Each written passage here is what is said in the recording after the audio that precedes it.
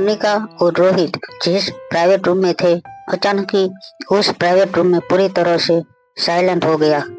एक गहरी सांस लेते हुए रोहित ने हैरान नजरों से अनिका को देखने लगा। कहीं ना कहीं अनिका को इस बात का डर था कि अगर वह एक झटके से रोहित को सब कुछ सच सच बता देती है तो शायद रोहित अभी जिस तरह से मूड में था वह खुद पर से कंट्रोल गवा बैठता, और यह भी हो सकता था कि रोहित मारवा अपने पावर का इस्तेमाल करके आर्यन और रिया को अनिका से हमेशा हमेशा के लिए दूर कर देता। इसलिए अनिका को बहुत संभल कर रोहित के साथ बात आगे बढ़ानी थी। हर गुजरती सेकंड के साथ रोहित का गुस्सा बढ़ता ही जा रहा था। रोहित की आंखें लाल हो चुकी थी और रोहित के गाल देखकर ऐसा लग रहा था जैसे रोहित के शरीर का सारा खून उसके चेहरे पर आकर जम गया था। अपनी मुट्ठी कसते हुए रोहित ने अनिका से पूछा, क्या तुम मेरी इस बात का जवाब दे सकती हो कि वह औरत के पेट में मेरा बच्चा कैसे पहुंचा? रोहित का यह सवाल सुनकर अनिका हैरान हो गई। अनिका को इस बात से हैरानी हो रही थी कि यह कैसे हो सकता था कि रोहित को यह पता नहीं था कि आर्यन की माँ किस तरह प्रेग्नेंट हुई और वो कौन थी। हालांकि रोहित की इस बात को अनिका से बेहतर इस दुनिया में और कोई नहीं जान सकता था, क्योंकि अनिका खुद इस सवाल का कई सालों से जवाब ढूंढ रही थी कि आखिर बिना किसी लड़के के प्रश्न किए अनिका प्रेग्नेंट कैसे हुई और रिया और आर्यन की माँ कैसे बन गई। इसलिए थोड़ी हिम्मत इकट्ठा करते हुए अनिका ने रोहित की बात का जवाब देते हुए कहा, जिस तरह तुम्हें नहीं पता कि आर्यन की माँ तुम्हारे बच्चे की माँ कैसे बनी, हो सकता है उसे भी यह पता ना हो कि वह तुम्हारे बच्चे की माँ कैसे बनी। यह जवाब सुनते ही रोहित अनिका की आंखों में गौर से देखने लगा। यह बात कहते हुए भी अनिका की आंखों में इतनी ही मासूमियत थी जितनी की 2 साल के बच्चे की आंखों में हो। रोहित के थोड़ा पास आते हुए अनिका ने रोहित से कहा, देखिए, मैं आर्यन की माँ की तरफ से कोई क्यूज नहीं दे रही हूँ आपको, मगर आर्यन आपका बच्चा है तो उस औरत का भी है उतना ही इसका भी हक है। आखिर उसी औरत की वजह से आर्यन इस दुनिया में आया है। हाँ, यह जरूर है कि वह औरत अपने बच्चे को बचाने में नाकामयाब रही थी और शायद कहीं ना कहीं वह इस बात को लेकर दुखी जरूर होगी। 6 साल पहले अनिका को जब पहली बार पता चला था कि वह प्रेग्नेंट थी, उसने अपनी बेंगलोरी वाले मासी से कांटेक्ट किया था। मासी ने तुरंत मनाली आकर ले जाने के लिए बिल्कुल तैयारी की थी, मगर उस वक्त अनिका एक दवाई बना रही थी, इसलिए वह गौतम गुलेरिया का पुराना घर छोड़कर कहीं नहीं जा सकती थी। अनिका को उस वक्त भी इस बात का एहसास था कि गौतम गुलेरिया और अनिका की सौतेली माँ मनीषा अनिका के बच्चे को पालने में उसकी कोई मदद नहीं करने वाले थे, मगर उसने कभी यह नहीं सोचा था कि गौतम गुलेरिया अनिका की सोच से ज्यादा गिरा हुआ इंसान साबित होगा और खुद ही अपने हाथों से अपने नवाजे को जिंदा जमीन में दफना देगा। पिछले 6 सालों से अनिका बस एक ही बात को लेकर दिन रात दुखी रहती थी कि वह डिलीवरी के बाद अपने बेटे आर्यन को इस किडनैपर से बचा नहीं पाई थी। अनिका के ठीक सामने रोहित खड़ा था। अनिका के चेहरे की ओर देखकर अनिका ने जवाब का इंतजार कर रहा था। रोहित यह बात अच्छी तरह से जानता था कि अगर अनिका ही रिया की और आर्यन की माँ है तो वो जरूर इस वक्त अपनी मजबूरी के बारे में खुलकर रोहित से बात करेंगी, क्योंकि अपने बच्चे को इस तरह छोड़कर जाने वाली माँ अनिका नहीं लग रही थी। पिछले कुछ दिनों में अनिका ने आर्यन के लिए जो प्यार और केयर दिखाई थी, उससे एक बात तो साफ थी कि अनिका कभी आर्यन को अकेला नहीं छोड़ सकती थी। रोहित को कहीं ना कहीं इस बात का भी शक था कि अनिका ही डॉक्टर अमृता थी, और अगर यह बात सच थी तो अनिका को अपने बच्चे को पालने के लिए पैसे कमाने का इस तरह का रास्ता अपनाने की कोई जरूरत नहीं थी। इसका मतलब यह हुआ कि उस रात जिस औरत ने रोहित को फोन किया था वो अनिका नहीं थी। जब 6 साल पहले रोहित को उस औरत का फोन आया था, रोहित ने तुरंत जाकर आर्यन को जमीन के नीचे से जिंदा बचा लिया था। उसके बाद आर्यन की डीएनए रिपोर्ट निकलवा कर रोहित ने यह भी कंफर्म कर लिया था कि आर्यन रोहित का ही खून था। उसके बाद जब रोहित ने उस औरत के नंबर को ट्रेस करना चाहा तो वह नंबर इनवैलिड आ रहा था और वह कॉल करने वाली औरत इस दुनिया के नक्शे से गायब हो चुकी थी। तब पावरफुल रोहित मारवा उस औरत के बारे में कुछ पता नहीं लगा पाया था। रोहित को लगा कि शायद वह औरत सामने आने से डर रही थी, क्योंकि उसे पता था कि अगर रोहित को पता चला कि वह औरत कौन है तो वह किसी भी तरह उससे बदला जरूर लेगा। रोहित को काफी सालों से उस औरत का पता लगाने की कोशिश की, मगर आखिर आर्यन को पालने में और बिजनेस को संभालने में रोहित इतना बिजी हो गया कि उस वक्त के साथ साथ उस औरत को ढूंढने की रोहित की तमाम कोशिशें भी धीरे धीरे कम होने लगी। और कुछ वक्त बाद रोहित को उस औरत के बारे में पता लगाने की कोई जरूरत ही महसूस नहीं हो रही थी। अभी रोहित ये सब कुछ सोच ही रहा था कि अचानक रोहित के मोबाइल पर एक नोटिफिकेशन आया।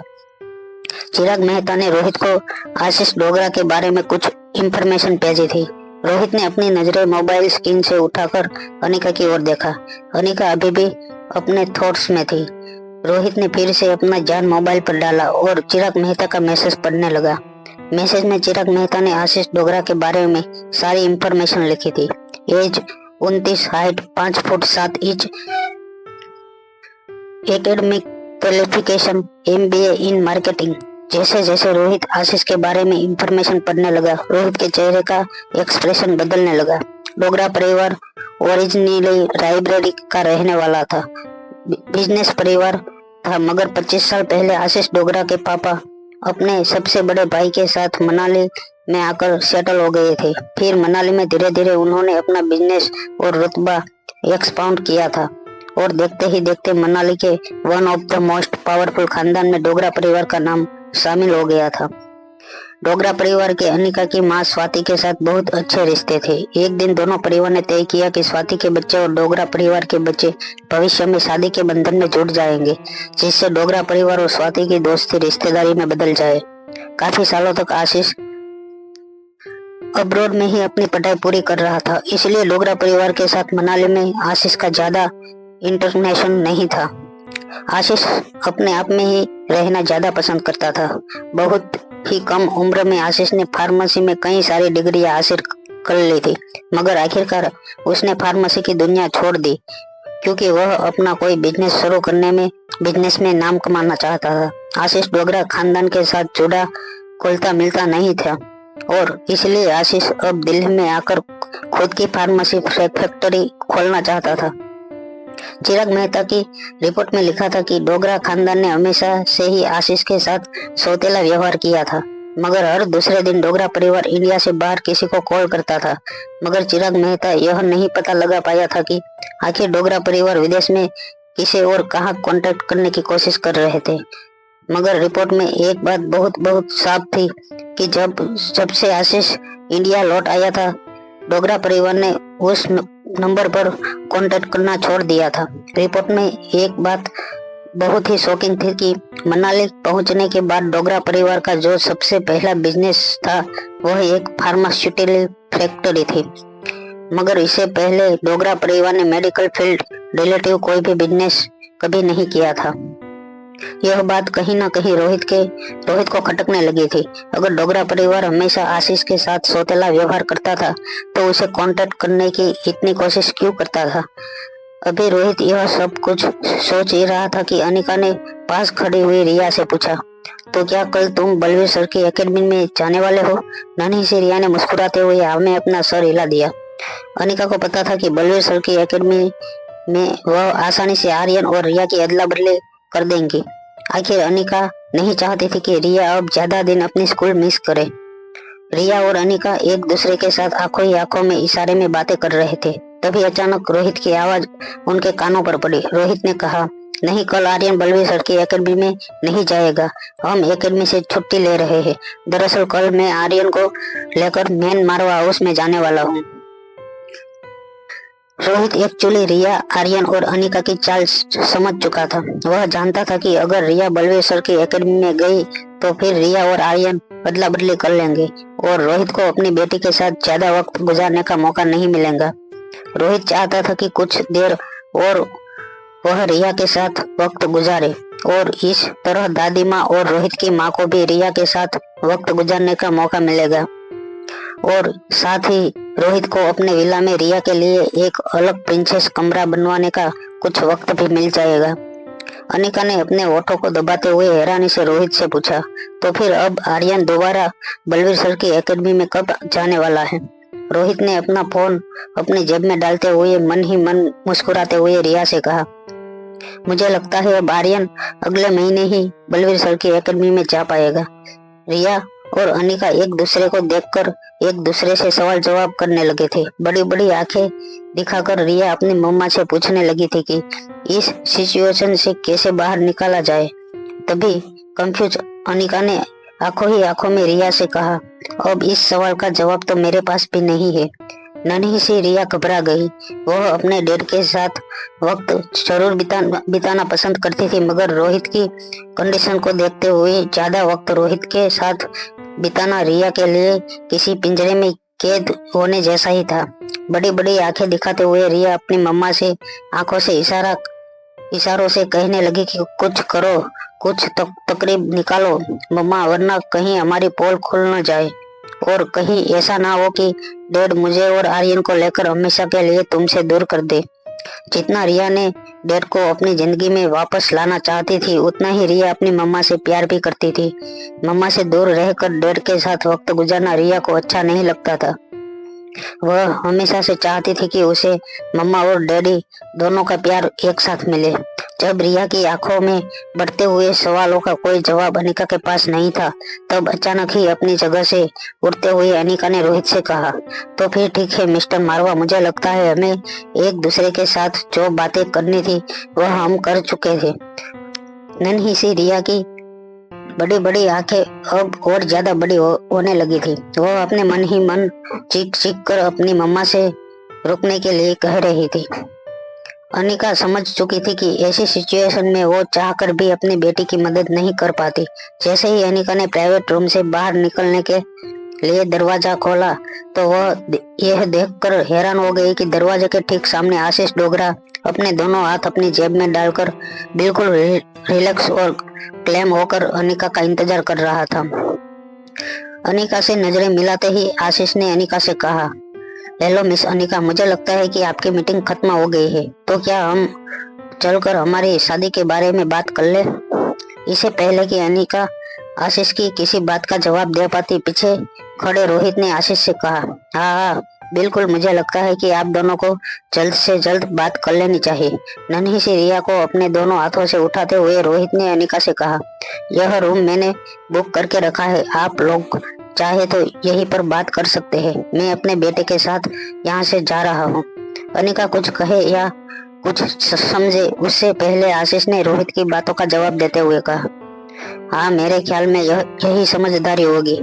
अगर वैसे भी आप लोगों की मीटिंग पूरी हो गई है, तो क्यों ना खर्च किए हुए रुपये का फुल यूटिलाइजेशन किया जाए। जब आशीष प्राइवेट रूम में दाखिल हुआ, तब रोहित आशीष के ठीक सामने खड़ा होकर अनिका की ओर देखने लगा।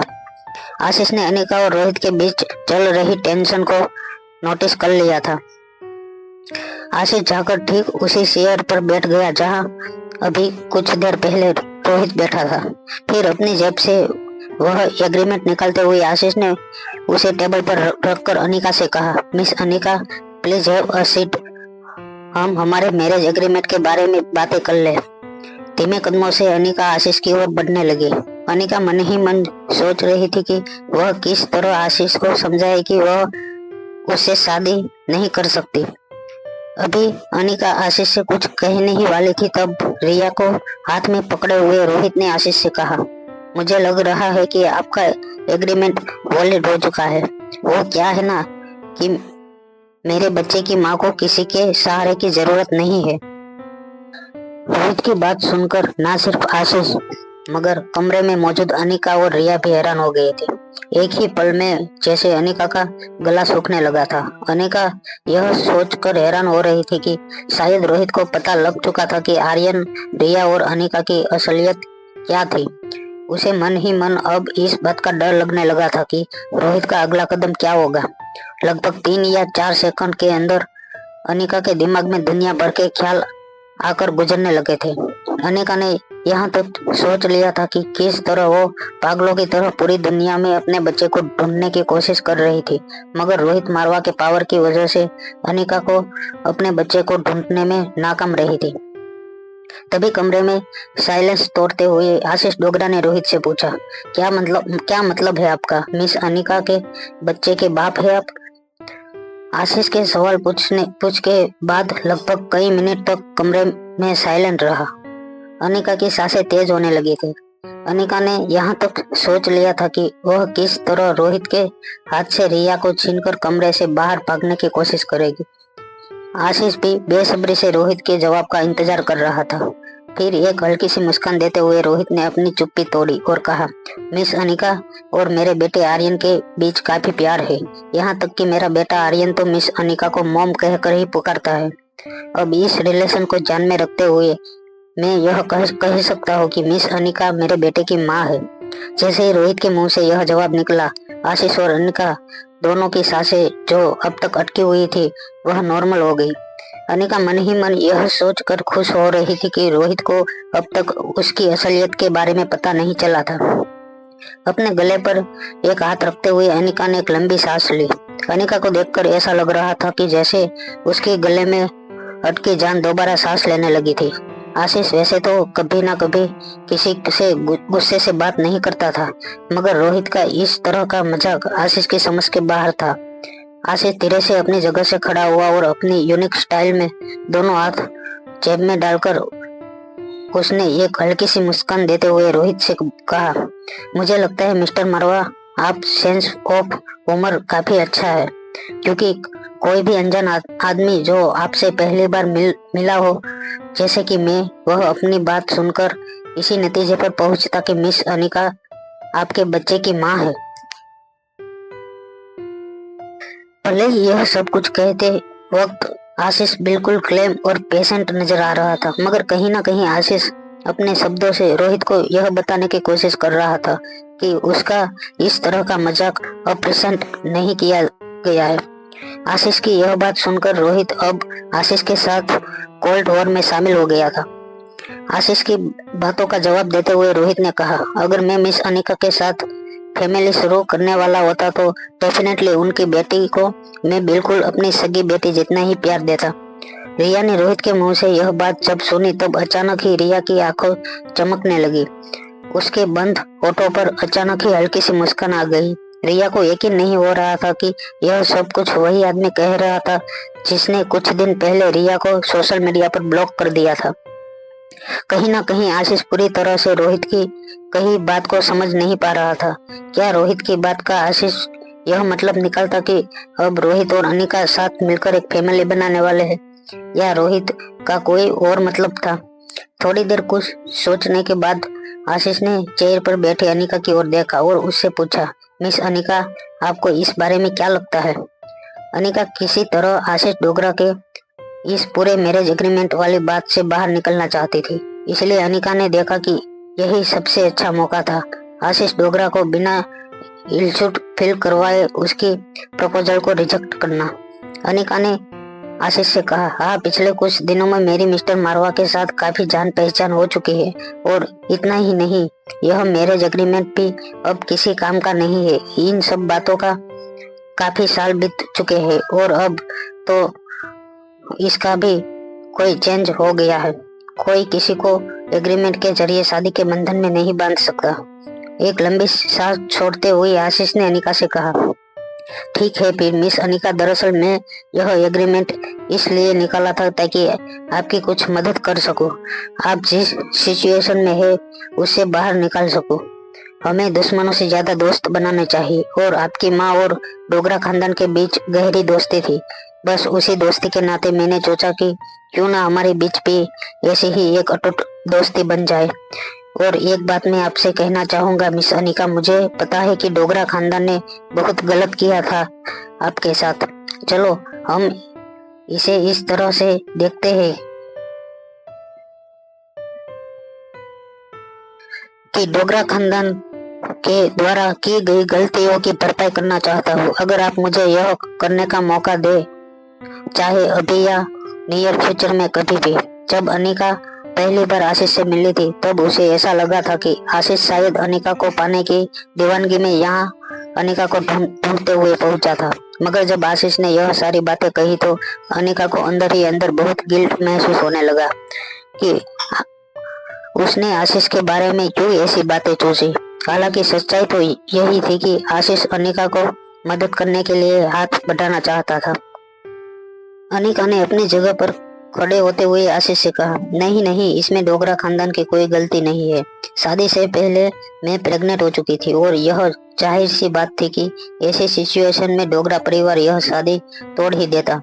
अनिका की बात का तुरंत जवाब देते हुए आशीष ने कहा, मगर आप किसी तरह प्रेग्नेंट हुई यह बात तो आप खुद नहीं जानती थी। फिर ऐसे हालत में डोगरा परिवार का आपके साथ इस तरह का बिहेवियर और आपको इस तरह से छोड़ देना जस्टिफाइड नहीं था। एनीवेज, आपको कोई और एप्लीकेशन देने की जरूरत नहीं है मिस अनिका। अगर आपको किसी भी चीज की जरूरत हो या मेरी किसी भी तरह मदद चाहिए तो बस आप मुझसे कह दीजिएगा। यह कहने के बाद आशीष ने फिर से अपने दोनों हाथ अपनी जेब में डाल दिए और एक हल्की सी मुस्कान देते हुए अनिका और रोहित से कहने लगा, मुझे लगता है मुझे ही पहले इस कमरे से बाहर जाना चाहिए। जैसे ही आशीष कमरे से बाहर निकलने लगा, पीछे खड़ी अनिका ने आशीष से कहा, एक मिनट रुकिए आशीष। आशीष ने रुककर धीरे से पीछे मुड़कर देखा। आशीष की आंखों में एक सवाल साफ नजर आ रहा था कि जब सब कुछ अनिका ने क्लियरली आशीष को बता दिया था तो अब ऐसी कौन सी बात रह गई थी जिसका अनिका खुलासा करना चाहती थी। तभी अनिका ने आशीष के कोट की ओर इशारा करते हुए कहा, क्या वो मैरिज एग्रीमेंट फाड़ देंगे? बिना रिएक्ट किए बस एक हल्की सी मुस्कान देते हुए आशीष ने कहा, सच कहूँ तो मैं इसे अपने पास संभाल के रखने वाला था, मगर जब आपने मांग ही लिया है तो मैं इसे आपको लौटा देता हूँ। फिर अपनी कोट की जेब से मैरिज एग्रीमेंट बाहर निकालते हुए आशीष ने वो एग्रीमेंट अनिका के हाथों में दे दिया और कहा, अभी कुछ दिनों पहले मनाली गया था तब मैंने देखा कि मेरे पिताजी इस मैरिज एग्रीमेंट को डिस्पोज करने वाले थे, तो मैंने उन्हें रोक लिया और अपने पास सेफली रख लिया। जब आशीष ये सारी बातें कर रहा था, अनिका गौर से उस मैरिज एग्रीमेंट को देखने लगी। यह ठीक वही मैरिज एग्रीमेंट की कॉपी थी जो अनिका के पास भी थी, मगर अनिका ने उस मैरिज एग्रीमेंट को कुछ वक्त पहले ही डिस्पोज कर दिया था। अनिका ने उस मैरिज एग्रीमेंट को फोल्ड करके अपने पर्स में रख लिया। जब रोहित ने अनिका को एग्रीमेंट अपने पर्स में रखते हुए देखा तो रोहित समझ गया था कि यह अनिका नहीं बल्कि डॉक्टर अमृता की चोट थी। किसी भी वक्त सबूत को पीछे ना छोड़ा जाए और इस एग्रीमेंट को वह घर ले जाकर पूरी तरह से जलाकर डिस्ट्रॉय कर देगी। रोहित के पास खड़े आशीष के चेहरे पर भी मुस्कान आ गई थी। आशीष ने भी ठीक वही सोचा था जो रोहित ने सोचा था। Sunshine international school. जैसे ही आर्यन ने रिया स्कूल में यूनिफॉर्म पहनकर पहुंचा, सारे बच्चों ने आर्यन को चारों तरफ से घेर लिया। बच्चे आर्यन से कहने लगे, रिया तुम्हारी कल की लाइव स्ट्रीम कितनी एक्साइट थी, हम तो बहुत मजा आया, तुम तो एक जीनियस हो। क्राउड के बीच में से रास्ता बनाते हुए यश आर्यन के बिल्कुल पास आकर खड़ा हो गया और कहने लगा, बॉस क्या आपने देखा, मैंने आपको वर्चुअल गिफ्ट भेजी थी, पूरे 5 लाख रुपए की गिफ्ट भेजी थी मैंने। बहुत मेहनत करके मैंने वह पैसे बचाए थे। आसपास खड़े बच्चे भी आर्यन से कहने लगे, मैंने भी। किसी ने कहा मैंने 1 लाख की गिफ्ट दी है तो किसी ने कहा मैंने 3 लाख की गिफ्ट दी है। सारे बच्चों के शोर के बीच नन्ही सी पिंकी ने आर्यन के ठीक पीछे खड़े होकर अपनी धीमी और सॉफ्ट आवाज में कहा, मैंने भी तुम्हें टोकन भेजी थी, अमाउंट तो मुझे पता नहीं मगर मैंने टोकन बहुत सारे भेजे थे। सारे बच्चों की आवाज में आर्यन ने पिंकी की आवाज बड़े गौर से सुनी थी। आर्यन ने जब मुड़कर पीछे देखा तो नन्ही सी पिंकी की छोटी छोटी आंखें आर्यन को देखकर चमकने लगी। पिंकी की आवाज इतनी सुरीली थी कि आर्यन को पिंकी की आवाज सुबह सुबह अपने विला में आती हुई कोयल की आवाज जैसे लग रही थी। आर्यन ने आंखों में पिंकी को अप्रिशिएट किया और अपनी बेंच पर जाकर बैठ गया।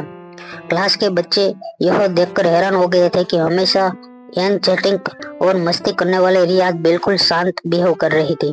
आर्यन ने अपने बैग से मैथमेटिक्स की कुछ किताबें निकाली और प्रॉब्लम सॉल्व करने लगा। अभिषेक आर्यन को रिया समझकर उसके पास आकर बात करने की कोशिश करने लगा। तभी अभिषेक ने देखा आर्यन मैथमेटिकल्स की प्रॉब्लम सॉल्व कर रही थी। रिया को मैथमेटिकल्स के प्रॉब्लम सॉल्व करते हुए देखकर आर्यन के सामने खड़े अभिषेक को शौक लग गया। अभिषेक कंफ्यूज चेहरे से रिया को घूर घूर कर देखने लगा, क्योंकि इस वक्त रिया जिन क्वेश्चन को सॉल्व करने की कोशिश कर रही थी वो अपने स्टैंडर्ड से 2 ग्रेड हायर स्टैंडर्ड के क्वेश्चन थी। कुछ देर हैरानी से आर्यन को देखने के बाद अभिषेक चुपचाप वहां से निकल गया। क्लास में टीचर ने भी रिया के इस अलग बिहेवियर को नोटिस किया था, मगर स्कूल की टीचर को पता था कि किस तरह पिछले दिनों में मिसेस सिमरन मेहरा ने नन्ही सी रिया का मेंटल टॉर्चर किया था, और टीचर को लगा कि शायद इसी कारण से रिया आज क्लास में चुपचाप बैठी है। टीचर को जब रिया पर दया आने लगी तब लंच टाइम में सारे टीचर अपने टिफिन से अच्छा खाना लाकर आर्यन को देने लगे, क्योंकि सारे टीचर को पता था कि रिया को अपने घर से आए हुए टिफिन में बॉइल्ड वेजिटेबल और ब्रेड बटर बिल्कुल पसंद नहीं था। आर्यन ने लोगों से कभी भी इतना प्यार नहीं पाया था। लोगों का इस तरह से आर्यन के साथ प्यार से बात करना, कभी उसके गालों पर हाथ फेरना तो कभी पीठ थपथपाना, यह सब कुछ आर्यन के लिए काफी नया था। शायद कहीं ना कहीं आर्यन यह सब कुछ इतने सालों में मिस कर रहा था। स्कूल की दीवारों को देखकर आर्यन को ऐसा लगा जैसे सालों बाद किसी ने आर्यन को खुले आकाश में उड़ने के लिए फ्री छोड़ दिया था। जब आर्यन ये सब कुछ अपने मन में ही सोच रहा था तब अचानक ही उसके कंधे पर एक नन्हा सा हाथ आया। जब आर्यन ने मुड़कर देखा तो नन्ही सी पिंकी अपनी छोटी छोटी आंखों से आर्यन को देखते हुए रोक रोक कर पूछने लगी, रिया क्या तुम आज बॉय हो? नन्ही सी पिंकी के मुंह से यह सुनते ही आर्यन हैरान हो गया, और अपनी हैरानी में बिना कुछ सोचे आर्यन ने पिंकी से पूछा, इस बात का तुम्हें कैसे पता चला? एक हाथ से अपने कान खुजाते हुए पिंकी ने आर्यन के सामने नजरें झुका दी और धीमी आवाज में कहने लगी, क्योंकि जब तुम लड़की होती हो तो तब बहुत उछल कूद करती हो, सबके साथ बहुत मस्ती करती हो, तुम स्कूल में सबकी फेवरेट हो, इसलिए तुम्हारे साथ बात करने का मुझे मौका ही नहीं मिलता। तुम दूसरे बच्चों के बीच घिरी रहती हो, मगर जब तुम लड़का होती हो तब मुझे मौका मिलता है तुम्हारे साथ बात करने का। आर्यन हैरान होकर पिंकी को देखने लगा। पिंकी धीरे से आर्यन के पास आई और उसके कान में कहने लगी, तुम चिंता मत करो रिया, मेरे डैड ने कहा है कि वह सब कुछ ठीक कर देंगे और हमारे स्कूल की डांस टीचर को भी चेंज कर देंगे। मुझे लगता है डैड ने अपना काम शुरू कर दिया होगा। आज मिस का भी स्कूल में दिखाई नहीं दे रही है।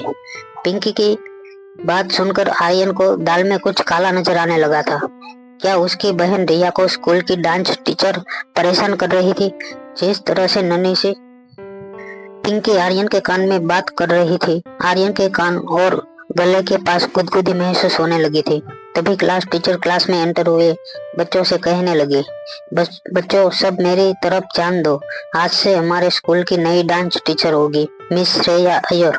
जैसे ही टीचर के मुंह से श्रेया अय्यर का नाम निकला, लंबी कदकाठी की दुबली पतली सी श्रेया क्लास में एंटर हुई और एक एरिगेंट स्माइल देकर अपने दोनों हाथ हवा में हिलाते हुए सारे बच्चों से हाई करने लगी। बच्चों के साथ इंट्रोडक्शन के बाद श्रेया सब बच्चों को डांस के टिप्स देने लगी। वैसे तो श्रेया को सारे बच्चे ही पसंद आ रहे थे, मगर पीछे खड़ी नन्ही सी बच्ची पर श्रेया की खास नजर पड़ी। भोली भाली दुबली पतली सी मासूम लड़की की आंखें बिल्कुल ऐसी लग रही थी जैसे कि आसमान के तारे तोड़कर बच्ची के चेहरे पर लगा दिया हो।